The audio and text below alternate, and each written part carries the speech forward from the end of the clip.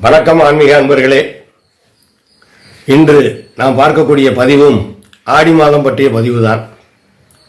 ஆடி மாதம் பண்டிகை மாதம் என்று ஏற்கனவே பார்த்தோம் அல்லவா? அதை தொடர்ந்து இன்று நாம் பார்க்க போவது கருட பஞ்சமி தினத்தை பற்றிய ஒரு சிறப்பு பதிவு. கருட பஞ்சமி என்றால் என்ன? ஆடி அமாவாசைக்கு பிறகு வரக்கூடிய பஞ்சமி திதியைத்தான் கருட பஞ்சமி என்று கூறுவார்கள்.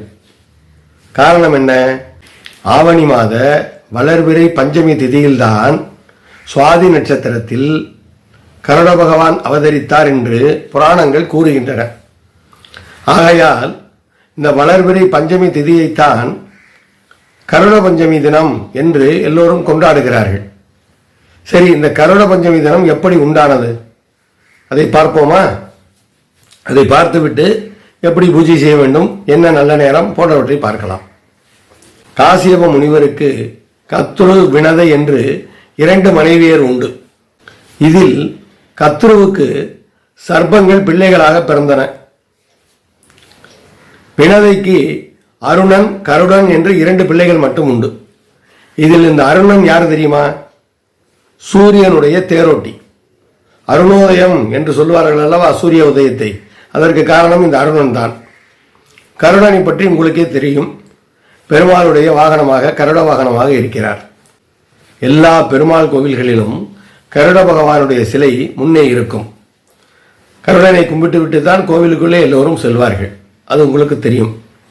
சகோதரிகளான கத்ருவும் வினதையும் ஒரு முறை வான்வெளியை பார்த்து ரசித்துக் கொண்டிருந்தார்கள்.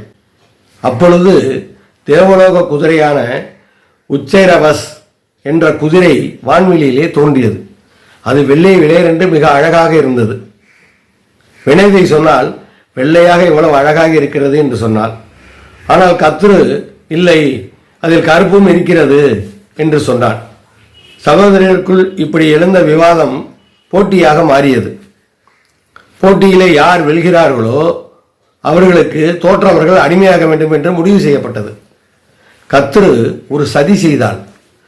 தன்னுடைய பிள்ளைகளான அந்த நாகங்களில் கார்கோடகன் என்ற ஒரு பாம்பை அழைத்தாள். அந்த கார்கோடகன் என்ற பாம்பு கருப்பு நிறம் கொண்டது. அந்த கார்கோடகன் என்ற தன் மகனான பாம்பை அழைத்த கத்ரு, நீ சென்று அந்த தேவலோக குதிரையின் வாளிலே சுற்றிக்கொள் என்று சொன்னான். தாயின் பேச்சை மீறாமல் அந்த பாம்பும் சென்று அந்த குதிரையின் வாளிலே சுற்றி கொண்டது. வெள்ளை வெள்ளையர் என்றிருந்த அந்த குதிரையின் வால் மட்டும் இந்த கருநிற பாம்பு சுற்றி கொண்டதால் கருப்பாக தெரிந்தது. நீ சொன்னபடி வெள்ளையாக அந்த குதிரை இல்லை, வாலில் கருப்பு இருக்கிறது என்று சொல்லி கத்ரு தன்னுடைய சகோதரியான வினதையை அடிமையாக்கி கொண்டாள். அவள் அடிமையானதால் அவளுடைய பிள்ளைகளான அருணனும் கருடனும் அடிமையாகி போனார்கள். ஒருமுறை கருடன் கத்ருவிடம், என் தாய் விடுதலை அடைய நான் என்ன செய்ய வேண்டும் என்று சொல்லுங்கள், நான் செய்கிறேன் என்று கேட்டார். அதற்கு கத்ருவும், தேவலோகத்தில் உள்ள அமிர்த கலசத்தை எடுத்துக்கொண்டு வந்து என்னிடம் கொடுத்தால் உன் தாய்க்கு விடுதலை கொடுக்கிறேன் என்று சொன்னார்.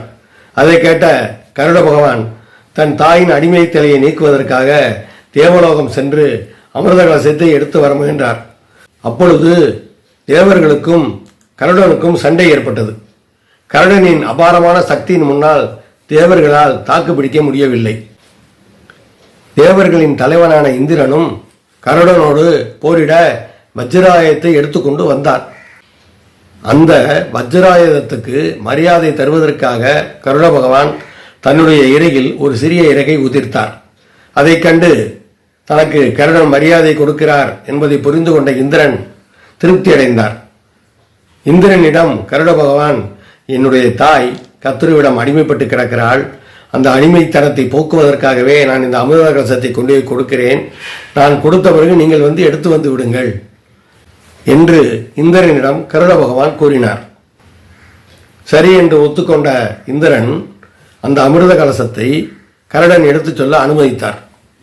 கருட பகவான் அந்த அமிர்த கலசத்தை எடுத்துக்கொண்டு வந்து கத்ருவிடம் கொடுத்துவிட்டு தன்னுடைய தாயான வினதையை அடிமைத்திலிருந்து மீட்டார்.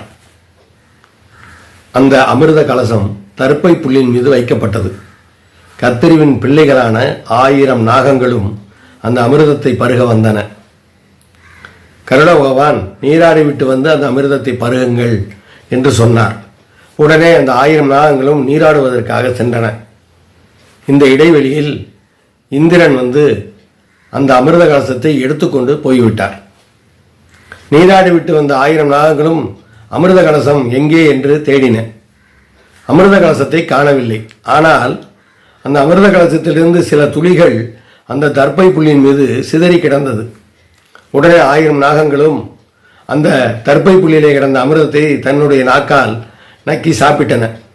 தர்ப்பை புல் வெட்டி அனைத்து நாகங்களுடைய நாக்கும் 2ஆக பிளந்து கொண்டது.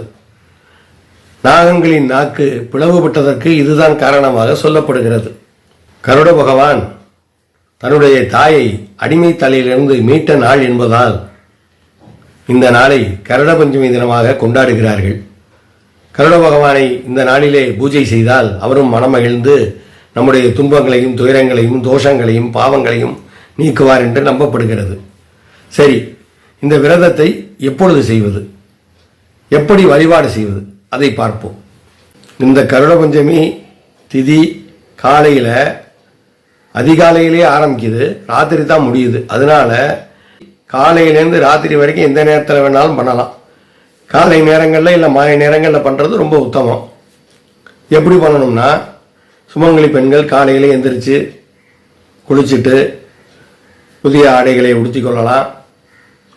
பூஜை ரூமில் விளக்கேற்றிட்டு ஒரு மனைப்பலகை மேலே கோலம் போட்டு அதில் ஒரு வாழை இலையை போட்டு பச்சரிசியை பரப்பி அது மேலே சிறிய நாகர் உருவம் இல்லை சிறிய கருடனோட உருவம் இதெல்லாம் இருந்தால் வச்சுட்டு பூக்களை போட்டு நாக மந்திரங்கள் கருட மந்திரங்கள் போன்றவற்றை உச்சரித்து உங்களுடைய வேண்டுதலை பிரார்த்தனையை செய்து கொள்ளலாம்.